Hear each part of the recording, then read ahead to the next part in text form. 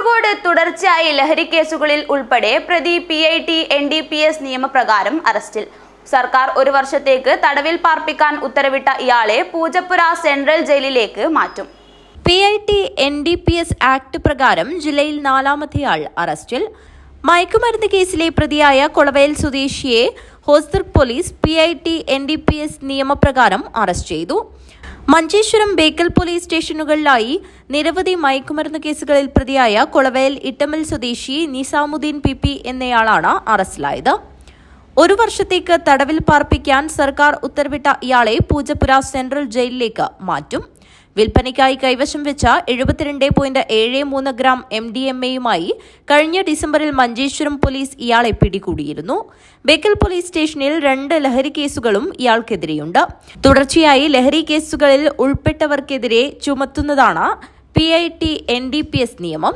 ഇത്തരത്തിൽ കാഞ്ഞങ്ങാട് സബ് സ്റ്റേഷനിലെ ആദ്യ അറസ്റ്റാണിത്.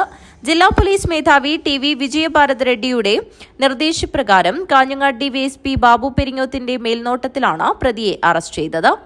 SHO P Ajith Kumar, sub inspector Sharngadharan AR, assistant sub inspector Prakashan M, senior civil police ഓഫീസർമാരായ VR Sanoj, CV Baiju എന്നിവർ ചേർന്നാണ് പ്രതിയെ പിടികൂടിയത്.